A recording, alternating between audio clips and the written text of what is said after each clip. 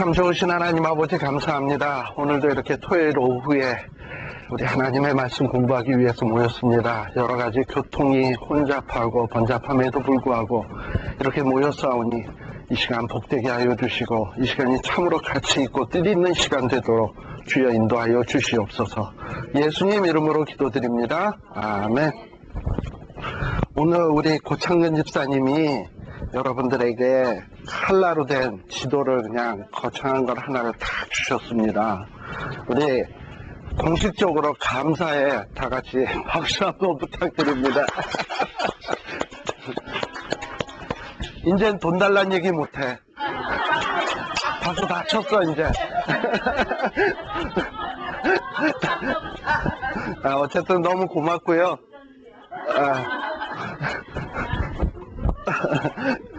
아니 고집사님이 이전부터 여러분들한테 이렇게 하나 해주고 싶다고 저한테 여러 번 이야기를 했어요. 그랬는데 제가 지도를 요거를 맨날 깜빡깜빡 까먹고 못 갖고 왔거든요.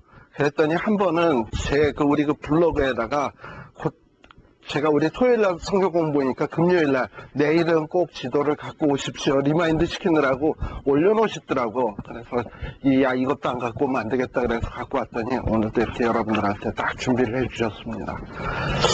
어쨌든 고맙고요. 예, 우리 지난 시간에 우리 로마서 했는데요. 로마서 1장에서부터 한 3장까지 내용을 우리 쭉 한번 살폈습니다. 서론 및 로마서 1장에서부터 3장까지의 내용을 살폈습니다. 자, 오늘은 이제 조금 이야기를 하면 3장 21절 한번 봅시다. 로마서 3장 21절에 나오는 내용이요.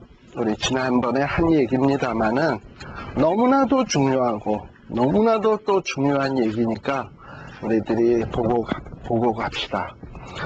자, 여기에 보면은 3장 21절 다 같이 한번 읽어봅시다. 시작.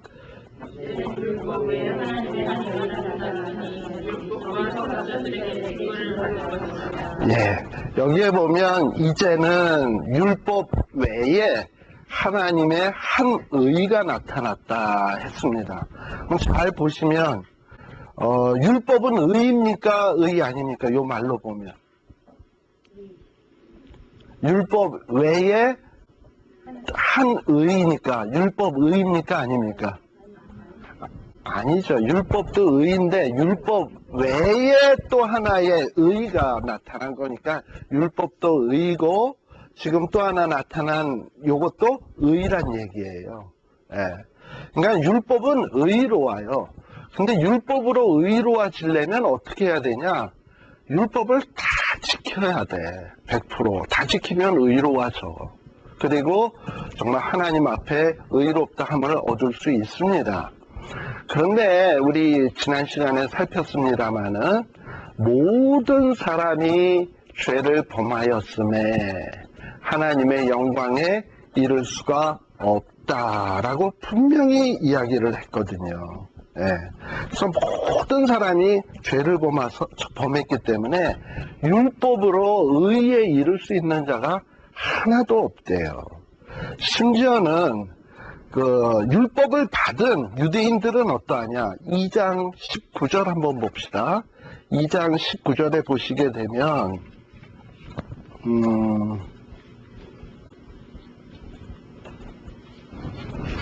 3장 19절인가? 네. 네, 3장 19절. 3장 19절. 자, 3장 19절에 보면 뭐라고 되어 있냐면 율법이 말하는 바는 율법 아래에 있는 자들에게 말하는 것이니 율법 아래에 있는 자들이 누구겠습니까? 율법을 받은 사람들. 이스라엘 사람들. 그러니까 율법이 말하는 거는 이스라엘 사람들에게 말하는 것인데요. 이스라엘 사람들에게 율법을 줘서 말하는 이유가 뭐냐 하면 그 이유는 유대인들의 모든 사람의 입을 막고 온 세상으로 하나님의 심판 아래 있게 하려 함이라. 그러므로 율법의 행위로 그의 앞에 의롭다 하심을 얻을 육체가 없나니 율법의 기능은 뭐냐? 죄를 깨달음이라 라고 했어요. 그러니까 율법은 누구에게 줬냐면 이스라엘 사람들에게 줬어요. 왜 줬냐? 그거 갖고 의로워지라고 준 게 아니야. 그 율법을 받아가지고 내가 심판 아래에 있는 사람이구나. 내가 죄인으로구나. 내가 정말 하나님의 영광에는 도저히 내 힘으로는 이룰 수 없겠구나 하게끔 하기 위해서 하나님이 율법을 주신 거예요. 이스라엘 사람들에게. 그러니까 율법이 의는 의 맞는데 이 율법에 의해서 의로워질 자가 없어요. 심지어는 율법을 받은 이스라엘 사람들도 그것 가지고 할 수 있는 건 딱 하나. 내가 죄인이구나 하는 거 깨달아 알 수 있을 뿐이지 율법을 받았다고 해서 율법 아래에 있다고 해서 그들이 그걸로 말미암아 의로워질 수 있느냐? 아니. 오히려 심판받을 수밖에 없고 그리고 율법을 통해서 죄를 깨닫는 게 그게 최선이다. 다른 방법은 없다라는 거예요. 그래서 하나님께서는 이 율법은 분명히 의로운데 이걸로 구원 얻을 육체가 없기 때문에 율법 외에 또 다른 의를 하나 준비해 주셨다라고 얘기한 것이 3장 21절에 나오는 겁니다. 자, 그러면 이 3장 21절서부터 이제 오늘은 쭉 살필 텐데요. 이 율법 외에 또 다른 한 의는 어떤 의냐? 그러면 이것은 전혀 구약 성경하고 상관없는 의냐? 아니다. 성경은 이렇게 얘기하고 있어요. 3장 21절에 보게 되면 율법 외에 하나님의 한 의는 이미 구약 성경 율법에도 나타나 있고 선지서에도 나타나 있고 다 이미 구약 율법과 선지서에 예언된 또 의예요. 바로 이 의는 누구냐? 여러분들 구약 율법이 뭐뭐 있죠? 율법하면 보통 우리가 모세 오경 생각하는데 창세기, 출애굽기, 레위기, 민수기, 신명기 5개. 그러면 창세기 여러분들 3장에 보게 되면 이런 얘기 나오죠. 하나님께서 내가 여자의 후손이 뱀의 후손의 머리를 상하게 할 것이요 했을 때 그 여자의 후손은 누구였습니까? 장차 오실 예수 그리스도. 그리고 뱀의 후손의 머리를 망가뜨리겠다는 얘기는 무슨 얘기입니까? 죄의 세력을 완전히 쳐부시겠다는 얘기 아닙니까? 그리고 여자의 후손이 의를 이루겠다라는 얘기를 벌써 그렇게 예언하고 있는 거 아닌가요? 그리고 구약 율법 창세기 뿐입니까? 여러분들 아시다시피 레위기 같은 데 보게 되면 그 어린 양들을 잡아가지고 제사를 드리는데 그 어린 양들이 뭐 합니까? 보통 속죄제 드리면 죄 지은 사람의 죄를 짊어지고 대신 죽잖아. 그리고 제물로 바쳐지잖아. 그렇게 되면 그 제물을 바친 사람은 그 바칠 때 얘한테 내 죄가 전가돼서 난 이렇게 죽어 마땅합니다. 신앙 고백만 하면 죄가 사해지잖아요. 그처럼 그 어린 양은 누구를 상징하는 거냐?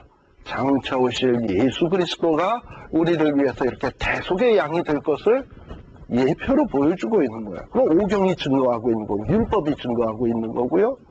선지서 같은 데 보게 되면 또 무슨 얘기가 납니까? 이사야 7장 14절에 보면 보라 처녀가 잉태하여 아들을 낳으리니 그 이름을 임마누엘이라 하리라. 우리를 하나님과 우리를 함께하게 하기 위해서 오시는 분이 있는데 그분은 어떻게 오시냐? 처녀가 잉태하여 나신다 하고 벌써 이사야서에 예언하고 있고 또 이사야서 아시다시피 53장 51장 뭐 이런 데 보게 되면 무슨 얘기가 나옵니까? 그가 찔림은 우리의 허물을 인하며 그가 채찍에 맞음으로 우리가 나음을 입었도다 뭐 이런 얘기도 나오고 또 말라기서 같은 데 보면 하나님께서 의의 태양을 떠오르게 해서 우리에게 치료하는 광선을 바라리니 뭐 이런 얘기도 나오고 그러니까 구약의 율법이나 선지서나 어디서도 다 장차 오실 우리의 의를 이루실 예수 그리스도에 대해서 예언하고 있어요. 그래서 사도 바울은 얘기하고 있는 게 바로 그 얘기입니다. 율법 외에 한 의가 나타났는데 이건 뚱딴지같이 어디서 툭 튀어나온 게 아니고 이미 구약 율법에 선지자들에 의해서 예언된 것이다. 바로 그 예언된 것이고 바로 그 예언된 분은 누구냐? 바로 그분이 예수 그리스도시다. 이게 3장 22절에 나오는 거 아닙니까? 그리고 이 예수 그리스도를 믿음으로 말미암는 이 의는 어떤 자들에게 미쳐지는 거냐? 모든 믿는 자에게 다 미쳐지는 것이래요. 모든 믿는 자에게 다 주어지는 것. 뭐 흑인이 믿어도 오케이, 백인이 믿어도 오케이, 한국 사람이 믿어도 오케이, 가난한 자가 믿어도 오케이, 부자가 믿어도 오케이. 차별이 없는 것. 그냥 믿기만 하면 누구든지 하나님이 의로 여겨주시겠다라는 게 바로 이 율법의 또 하나의 의예요. 그러니 얼마나 이게 귀한 겁니까, 사실. 여러분들 교회에 올 때 자기 재산이 집에 재산이 한 200만 불 있는 사람만 교회 올 수 있다 그런다면 얼마나 서러울까?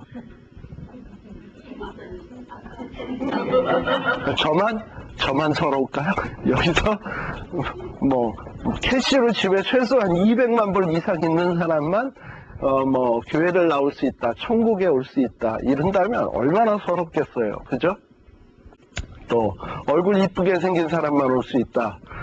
그러면 여기 있는 사람들은 다 괜찮을 것 같은데 전 서러울 것 같아. 뭐 그렇다든지 얼마나 서럽겠어요. 그런데 이거는 믿기만 하면 얼굴이 못생겨도 괜찮아, 돈 없어도 괜찮아, 머리 안 좋아도 괜찮아, 아무나 오게 믿기만 하면. 그리고 그렇게 해서 얻어진 의의는 어떤 거냐? 사도 바울이 그렇게 일평생 철두철미하게 지키려고 했던 게 뭡니까? 율법 아닙니까? 그렇게 철두철미하게 지키려고 애쓰고 몸부림치면서 이루려고 했던 그 의의를, 그런데도 못 이루었잖아. 그 의의를 우리는 믿음으로 단번에 이루어. 와, 이게 얼마나 놀라운 건지 모릅니다. 여기 24절에 보세요. 그래서 뭐라고 얘기하냐면 그리스도 예수 안에 있는 뭐로 말미암아? 구속으로 말미암아 하나님의 은혜로 어떻게? 값없이 의롭다 하심을 얻은 자 되었느니라 라고 했어요. 값없이. 우리는 값이 없는데 하나님은 값이 있어요. 여기 구속이라고 하는 말은 일종의 이런 말하고 비슷해요. 속량한다라는 말 있잖아요. 예를 들면 어떤 노예는 어떤 사람의 지배를 받고 있는 사람 아닙니까? 근데 내가 그 사람을 노예 신분에서 풀어주려면 그 주인의 허락을 받아야 될 거 아니에요. 그리고 그 주인에게 그 노예를 내가 풀어주는 대신에 무슨 대가 지불을 해줘야 되잖아. 그러니까 뭐 예를 들어서 몸값을 지불을 해준다든지 해줘야 되잖아. 그게 뭐냐면 일종의 몸값을 지불을 해주고 데리고 나오는 걸 보통 속량이라 그래요. 우리 뭐 한국에서 요즘 뭐 하도 인신매매단 해가지고 여자들이 자칫 잘못하면 뭐 술집으로 팔려가고 뭐 이런 일들이 있잖아요. 근데 그 팔려간 사람을 데리고 나오려면 그냥 쉽게 끄집어내올 수 없잖아. 돈 주고 뭐 빚 다 갚아주고 그러고 데리고 나오잖아. 그걸 뭐라 그러냐면 속량이라 그래요. 그러니까 나온 사람은 거저 나온 것 같지만 그걸 나오게 해준 사람은 다 지불을 해줘야 된단 말이지. 그러니까 나는 거저 나왔지만 하나님은 나를 내보내기 위해서 뭘 대신 지불했냐면 예수님의 핏값을 지불을 한 거예요. 그러니까는 이거는 사실 내 입장에서는 은혜로 값없이 얻은 거지만 사실 하나님의 입장에서 보면 자기의 독생 성자 예수 그리스도의 핏값인 거예요. 그러니까 내게 있어서는 은혜고 귀한 것이죠. 또 26절도 한번 보십시다. 또 놀라운 것은 로마서 3장 26절입니다. 다 같이요. 시작. 곧 이때에 자기의 의로우심을 나타내사 자기도 의로우시며 또한 예수 믿는 자들을 의롭다 하려 하심이니라. 이게 무슨 얘기냐면 예수님께서 이 땅 위에 오셔서는 예수님은 정말 흠도 티도 없는 정말 의로운 삶을 사신 분이에요. 이 세상에 인간의 몸을 입고 태어난 사람 가운데 이 구약의 율법의 말씀을 100% 다 이루었다라고 성취할 수 있는 분은 예수님 한 분밖에 없어요. 그럼 예수님이 왜 이렇게 그 일평생을 사시면서 하나님의 말씀대로 계속 사셨냐? 이유가 있어요. 자기가 일단 의로워야 계속의 재물이 될 자격이 부여가 될 수 있어요. 자기도 죄인인데 죄인이 죄인을 위해서 어떻게 대속할 수 있습니까? 죄가 없어야 죄인을 대신할 수 있지. 그러니까 그렇기 때문에 의롭게 사신 거고요. 첫 번째 이유는. 두 번째 이유는 뭐냐면 자기가 의로워서 자기가 그렇게 해서 대속의 죽음을 죽어야 자기를 믿는 자들이 자기처럼 의로워질 수 있다는 거예요. 왜냐하면 예수님과 한 몸 될 수 있으니까. 근데 예수님과 한 몸이 되는데 예수님이 약간 티가 있어. 그럼 한 몸 된 자도 약간 티가 있는 거예요. 그러니까 예수님이 왜 100% 의를 순종해야 되냐면 내게도 100% 의를 만들어 주려면 본인이 100% 의를 이루어야 돼. 네. 그러니까 예수님이 100% 의롭게 사셨기 때문에 예수 믿는 나도 100% 의로워진다는 걸 믿으세요? 실제는 안 그래요. 그렇지만 100% 의롭다고 인정을 받는 거 아시냐고요. 이게 믿음이에요. 자, 그러니 27절에 이렇게 얘기하는 거지. 자랑할 수 있냐? 너 믿어서 의로워졌다고, 의롭다 인정을 받는다고 자랑할 수 있냐? 있습니까? 없죠. 이거 믿어서 된 거니까 자랑할 수가 없지. 내가 행해서 된 거라면 자랑할 수 있겠지.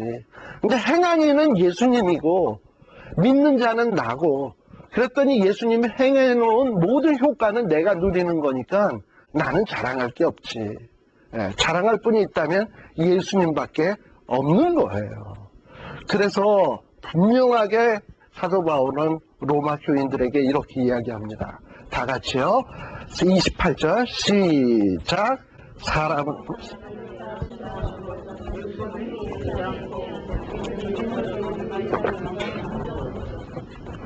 그러니까 절대 행위로는 의롭다함을 얻을 수 없고 믿음으로 되는 줄을 우리가 인정하노라 라고 했어요. 그래서 이 사도 바울이 왜 이런 얘기를 자꾸 강조를 하느냐 하면 사도 바울에 대해서 이 의심의 눈초리로 보는 사람들이 있거든요. 저자는 유대주의자고 바리새파고 이런데 예수 믿어서 의로워진다는 걸 저자가 과연 믿나? 이전에 유대주의자일 때 예수 믿는 사람들을 핍박하던 자인데 또 자기의 신분을 싹 감추고 로마까지 쳐들어와서 우리를 잡아가두려고 하는 것 아닌가? 뭐 이런 의심의 눈초리로 보니까 사도 바울은 자기가 믿고 있는 이 복음, 그리고 자기가 믿고 있는 이 복음의 능력이라는 게 뭔지 분명하게 설명을 해야 될 필요성을 느끼고 있는 거예요. 바로 그래서 여기에서 이렇게 강조해서 이야기하고 있습니다.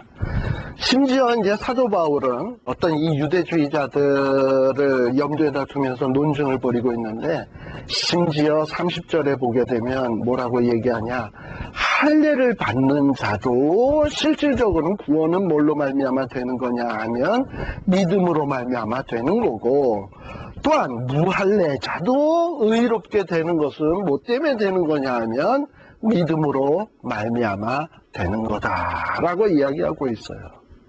그래서 이 믿음으로만 말미암아 의를 이룰 수 있어요. 그럼 율법은 소용없는 거냐? 아니다. 율법도 필요하긴 하다라고 얘기를 해요.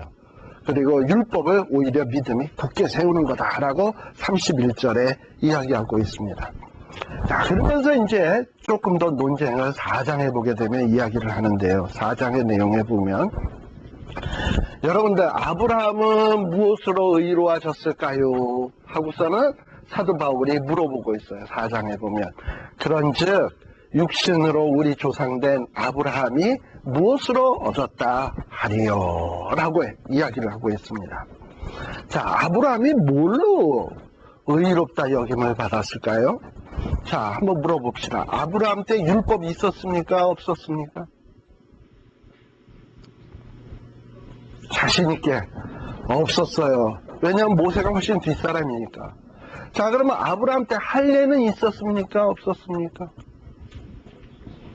할례, 아브라함이 할례를 받았습니까? 안 받았습니까? 더 자신있게 얘기하면 안 되겠다. 받았지요. 예, 창세기 15장, 17장 이런 데 보면 아브라함이 할례를 행해요. 예. 그런데요, 할례를 받는 사건이 먼저겠습니까? 하나님이 아브라함을 의롭다 여긴 사건이 먼저겠습니까? 네. 그래서 여기에서 뭐라고 얘기하고 있냐면, 거기 보면은 뭐라고 얘기하냐면은 4장 17절 한번 봅시다. 4장 17절에 보면,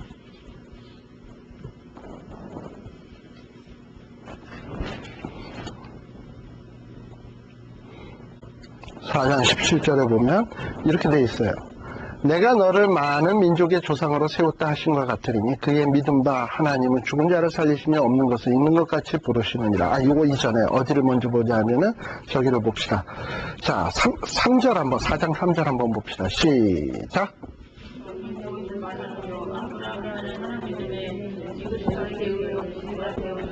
네, 여기 보면 성경이 뭘 말하느냐. 아브라함이 할례를 행했기 때문에, 율법을 행했기 때문에 의로 여겼다? 아니요. 뭐 했기 때문에? 하나님을 믿음에. 자, 하나님을 믿었다라는 건 뭘 믿었다는 걸까요? 도대체? 뭐 그렇게 거창한 걸 믿었을까요?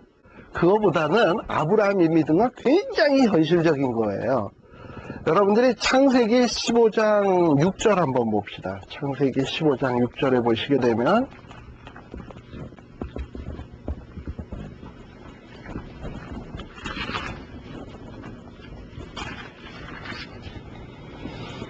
창세기 15장 6절 창세기 15장 6절 시작. 아브라함이 여호와를 믿으니 여호와께서 이를 그로 의로 여기시고. 자, 여기서 아브라함이 하나님을 믿었더니 의로 여겼다는 말이 나오죠. 예. 그리고 난 다음에 한참 지나가서 할례 사건은 언제 나오냐면 17장에 나와. 창세기 17장에 나온다고. 그러니까 아까 아브라함이 의를 먼저 의롭다 여김받는 게 먼저라 그랬죠. 그리고 할례는 17장에 나와요. 그러면 15장에서 보면 아브라함을 의롭다고 여긴 믿음이 어떤 건가를 잘 한번 보세요. 여러분들이 15장 1, 2, 3, 4, 5절을 한번 눈으로 쓱 보세요. 여기에 보면 어떤 사건이 있냐 하면은 저기 먼저 14장에 보게 되면 조카 롯이 이 소돔과 고모라 사람들한테 붙들려 갔어. 그래서 전쟁에 들어서 붙들려 갔어. 그래가지고 아브라함이 그 소식을 듣고서 자기의 밑에 있는 부하들 318명의 용사를 데리고 가가지고 롯을 구출해 옵니다. 네, 계속 구출을 해왔어요. 근데 여러분들 고대 중동, 이 팔레스틴 뭐 이런 지역의 법이 뭡니까? 이는 이로, 눈은 눈으로 아닙니까? 저기 아브라함이 지금 무슨 상관이라고 쳐들어와서 우리 걸 뺏어가 또 이러면은 요 아브라함 요것 봐라, 우리가 다시 한번 혼내줘야 되겠다 하고 언제 쳐들어올지 모르는 상황이에요. 그러니까 아브라함은 지금 막 두려움에 떨고 있는 거야. 물론 가서 데리고 와서 구출해 오긴 왔지만 적들이 언제 또 쳐들어올지 모르니까 우리가 방어를 해야 되겠다, 수비를 해야 되겠다, 이런 걱정을 하고 있을 때였어요. 그랬는데 아브라함은 그런 과정에서 특별히 17절서부터 보게 되면 내가 이런 과정 속에서도 특별히 하나님을 잘 섬겨야 되겠구나 해가지고 여기 14장 17절 이후에 보게 되면 멜기세덱이라고 하는 제사장 앞에 자기가 가진 바 11조도 바치고 감사의 제사를 드려요. 그리고 난 다음에 15장의 사건에 어떤 사건이 탁 나오냐면 하나님이 이상 중에 아브라함에게 쫙 나타나는 거야. 15장 1절 뭐라고 얘기하냐면 아브라함아, 너 적들이 쳐들어올까봐 두려워 말아라. 왜요? 왜 두려워하냐? 내가 너의 뭐다? 방패고 내가 너의 뭐다? 상급이다. 그러니까 내가 너와 함께 할 거니까 넌 절대 걱정하지 마라 하고 아브라함에게 위로의 약속을 주신 거야. 그러니까 아브라함이 그 위로의 약속을 딱 주고 나니까 마음이 좋아졌을까요? 나빠졌을까요? 그것도 좋아질래도 어떻게 해야 좋아지냐 하면 믿어야 좋아지지. 에휴, 하나님이 방패될 자격이 있나? 과연 전애들이 저렇게 연합해서 들어오는데 저것까지 이길 수 있나? 의심하면 마음이 평안해져야 안 져요? 안 지지. 그러니까 믿어야 되는 거야. 그리고서는 여기서 다 마음이 위로가 돼. 그리고서는 아브라함이 또 뭐라고 얘기하냐면 2절에 보게 되면 아브라함이 하나님 무엇을 내게 주시렵니까? 하나님이 내게 방패요 상급이라 그랬는데 상이면은 뭔가 주는 게 있어야 되잖아. 상급이면 방패는 이제 알겠는데 상급이면 뭐 주는 게 있어야 되는데 뭘 주려고요 상으로는? 그랬더니 내가 무자하오니 자식은 안 될까? 이러고서는 그리고 내가 무자하오니 내 상속자는 엘리에셀로 점 찍었는데 혹시 진짜 내게 자식이 있을까요? 하고 물어본 거죠. 그랬더니 하나님이 5절에 보면 뭐라고 얘기하냐. 밖으로 탁 데리고 나가더니 하늘의 별들을 탁 보여주시면서 몇 개냐 셀 수 없나이다 이랬더니 뭐라 그럽니까? 내 자식이 이와 같으리라 이러고 얘기하는 거죠. 바다의 모래알을 탁 보여주시면 또 몇 개나 되는지 세봐라. 못 세죠?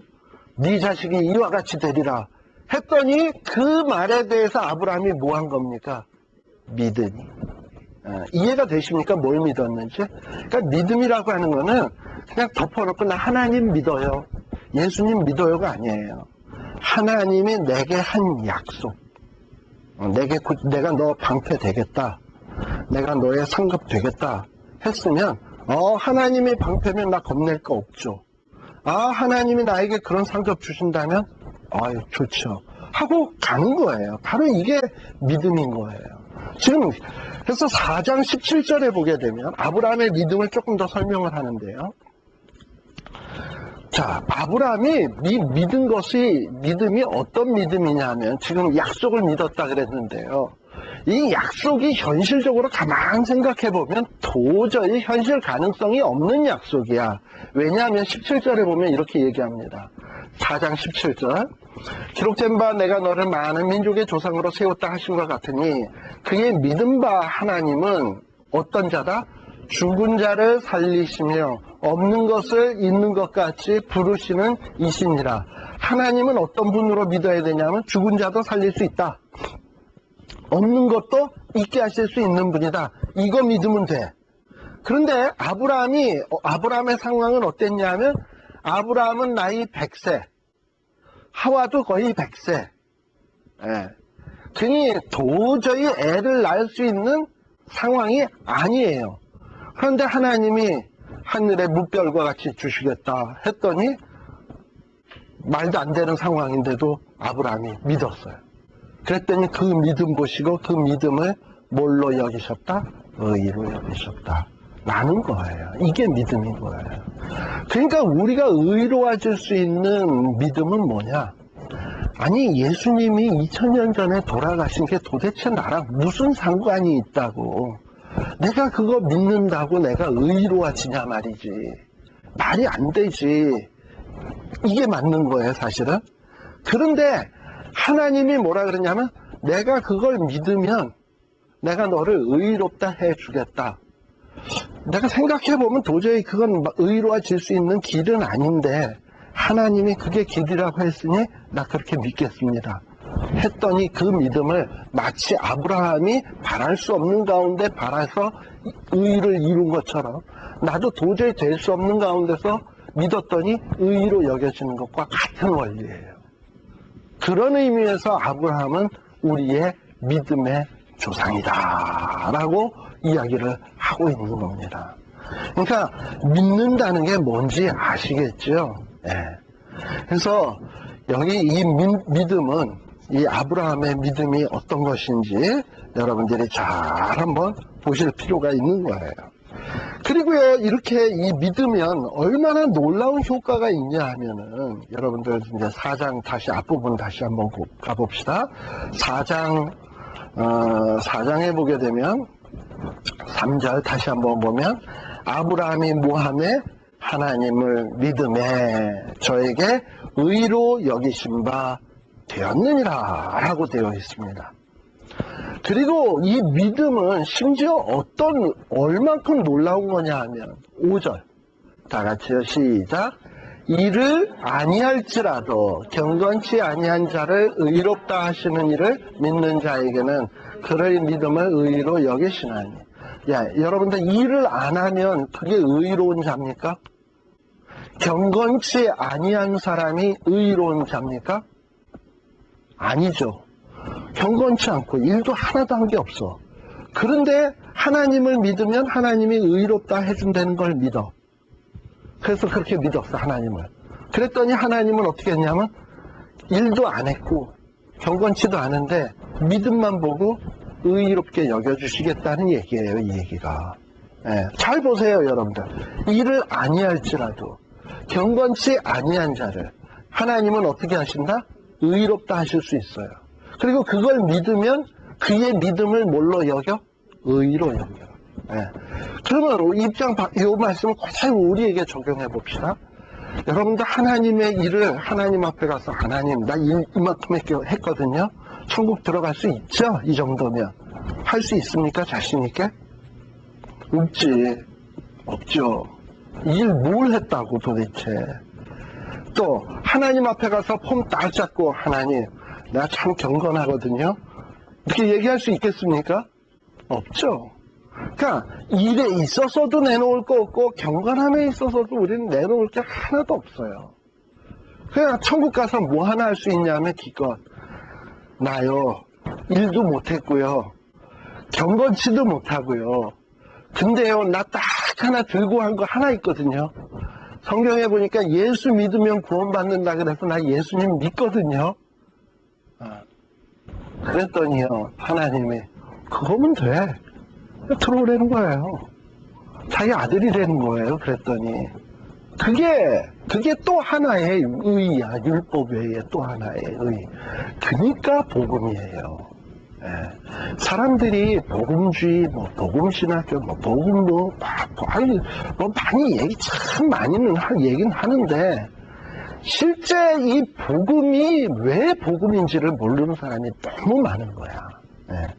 그러니까 우리가 이 복음이 뭔지를 아는 것이 참 중요해요. 그래서 일을 안 해도 경건치 않아도 그래도 그냥 하나님 붙들면 의로 하신다. 또 심지어는 어떠하냐 7절 믿으면 뭐 또 사해진다? 7절 제 얼굴 보면 답 안 나와. 믿으면 불법도 사하심을 받고 믿으면 죄도 사하심 받아. 믿으면. 이게 왜 가능하냐? 내가 믿는 그 순간 불법에 대한 대가를 예수님이 다 치루어 주신 것이 돼버리는 거예요. 내가 예수님을 믿는 그 순간 죄값이 다 예수님을 통해서 치루어진 것이 되는 거예요. 실제 내가 대가 지불한 건 없지만 예수님이 대가 지불을 해준 게 되어버리는 거예요. 그리고 8절에 보면 하나님은 어떻게 하시냐? 하나님은 우리가 예수님을 다 믿는 그 순간에 우리의 죄가 정말 그냥 무지무지 많아도 그 죄를 인정해 주질 않는데 죄 없대. 죄 이렇게 많은데. 그래서 이 말을 가만히 잘 봤어요. 이 시편 로마서 4장 7절은 뭐의 인용이냐 하면은 시편 85편 2절의 인용이거든요. 시편 85편 한번 봅시다. 시편 85편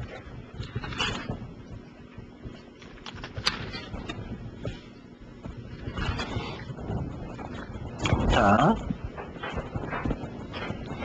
여기에 보면 85편 2절에 보면 주의 백성의 죄악을 사하시고 저희 모든 죄를 덮으셨나이다 라고 얘기를 했어요. 고라의 자손들이 한 시인데 여기에 보면은 죄악을 사하시고 모든 죄를 덮으셨다 라고 얘기를 해요. 바로 이게 복 있는 사람인 거예요. 하나님이 죄가 있는데도 죄를 사해 주시고 죄가 많은데도 덮어놓고 없다고 여겨주시니 이게 복이죠. 근데 다윗을 한번 여러분들 곰곰이 한번 생각을 해보세요. 다윗이 죄로 보면은 얼마나 악질적인 죄인입니까? 진짜로. 자, 다윗의 죄를 한번 얘기해 볼게요.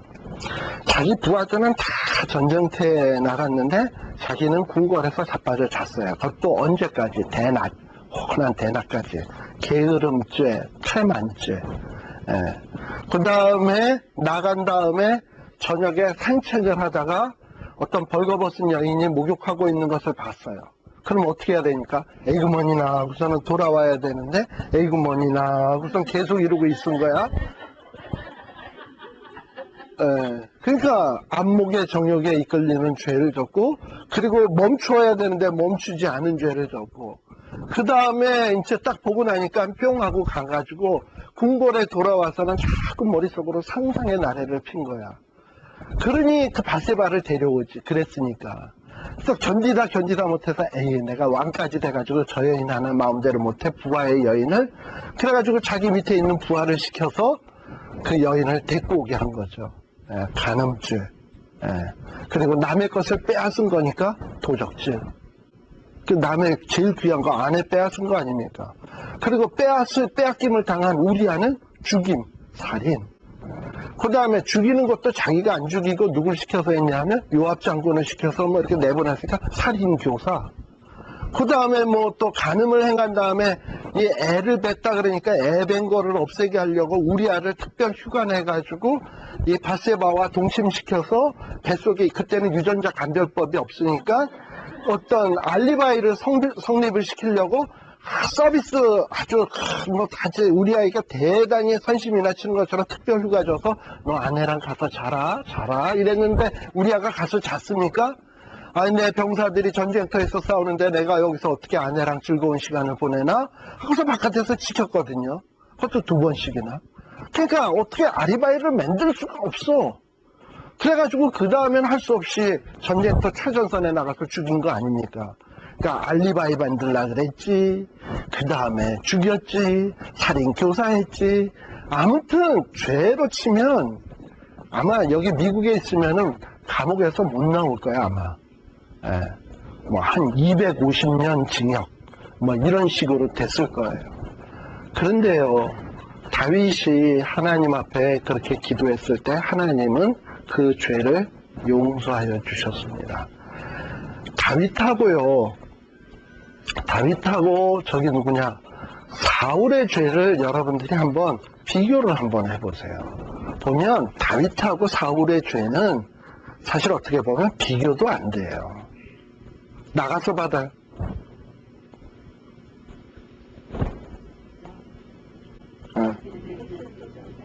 비교도 안 돼요. 비교도 안 되는데 왜 다윗의 죄는 용서받고 사울의 죄는 용서 안 받냐? 어떻게 보면 이 다윗의 죄의 가장 용서받는 비결은 뭐냐면 하나님 앞에 나아가면 용서받을 수 있다라는 것이 이것이 어떻게 보면 다윗의 귀한 믿음인 겁니다. 자, 그런 면에서 이렇게 허물이 용서받고 죄를 졌는데도 죄가 없다고 인정받는다라는 것은 이건 귀한 거예요. 귀한 거예요. 그래서 여기 4장에 보게 되면 뭐라고 되어 있냐 보면은 자, 여기 11절 다 같이 한번 봅시다. 또 저가 10절부터 봅시다. 그런즉 할렛이냐 무할렛이냐, 할렛이가 아니라 무할렛이니라. 이게 무슨 얘기냐면 9절에 보게 되면 아브라함이 9절 하반절에 보면 아브라함에게 믿음을 의롭다 여기셨다 하였노라. 근데 아브라함이 이렇게 의로 여겨진 것은 아브라함이 할례를 받았을 때 의롭다 여김을 받았냐, 하나님이 아브라함이 할례를 받지도 않았는데 의롭다 여김을 받았느냐 하고 물어본 거예요. 그랬더니 답이 뭡니까? 할렛이가 아니라 무할렛이에 그랬다. 그건 우리 아까 창세기 봤잖아요. 창세기에 15장에 보면 의롭다 여기셨고, 그 다음에 할례는 17장에 가서 받았으니까 무할례 시에 이미 아브라함은 의롭다 함을 여김을 받았습니다. 그래서 11절에 보면 이렇게 나와요. 그러면 이 할례 받았다라고 하는 표는 뭐냐? 이미 무할례였을 때, 할례 받지 않았을 때 이미 의로웠다 여겨졌는데 그 의롭다 여겨짐을 다시금 확실하게 인치는 게 뭐냐? 할례다 라는 거예요. 이걸 그대로 우리에게 적용하면 우리가 의롭다 여겨지는 것은 세례를 받은 다음입니까? 세례를 받기 전입니까? 네, 우리가 세례를 받기 전에 이미 의로워졌어요. 왜? 언제? 예수를 딱 믿는 그 순간에. 그러면 세례는 뭐냐? 우리가 예수 믿고 의로워졌음을 인치는 거야. 그 얘기예요. 할례도 그와 같은 거예요. 그러니까 할례는 어떤 특별한 효용이 있는 게 아니야.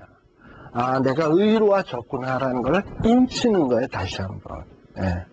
이런 면에서 13절 끝부분에 보면 아브라함은 어떤 자냐? 아브라함이 세상에 그 후손에게 세상의 후손이 되시려고 한 언약은 뭐냐? 다시 말하면 아브라함의 후손에게 세상의 후사가 되리라고 하는 언약은 율법으로 말미암은 것이 아니라 믿음의 의로 말미암은 것이니라 라고 했어요. 그래서 아브라함의 후손은 누구냐? 믿음의 자손이 아브라함의 후손이지 율법을 가졌다고 해서 아브라함의 후손 되는 것이 아니에요. 그래서 여기 16절에도 뭐라고 되어 있습니까? 여기에 보면 그러므로 시작.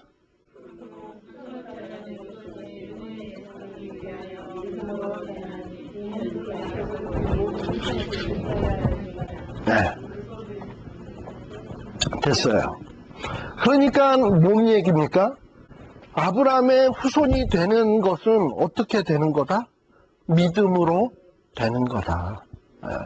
그러니까 믿음으로 되는 게 이게 아브라함의 후손인 것이 어떤 다른 방법에 의해서 되어지는 것이 아니다라고 이야기를 하고 있습니다. 14절에서부터 16절에 나오는 거예요. 그래서 아브라함은 이런 면에서 어떤 조상이냐 하면 무할례를 받은 이방인에게도 조상이 될 수 있고 또 할례를 받은 이스라엘 사람에게도 조상이 될 수 있어요. 어떻게 해서 조상이 되느냐? 그 후손들이 믿을 때. 그러니까 아브라함은 우리의 조상이 되는 거예요. 그걸 또 반대로 뒤집어서 얘기하면 이스라엘이란 또 뭐냐?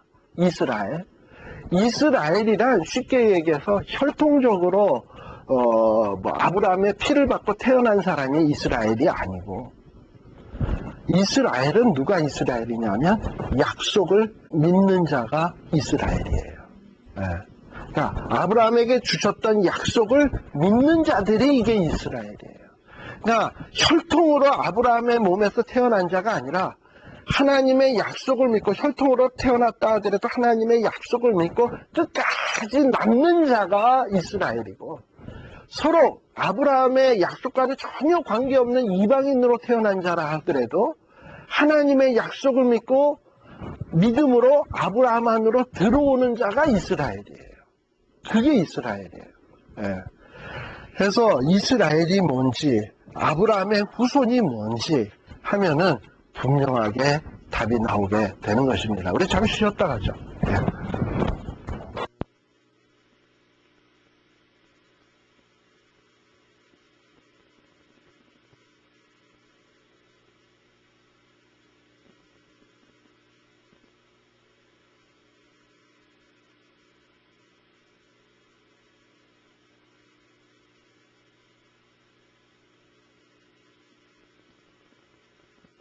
받을 만한 구속이라고는 눈꼽만치도 없는데 그런데 이런 우리를 위해서 예수 그리스도 보내시고 또 예수 그리스도가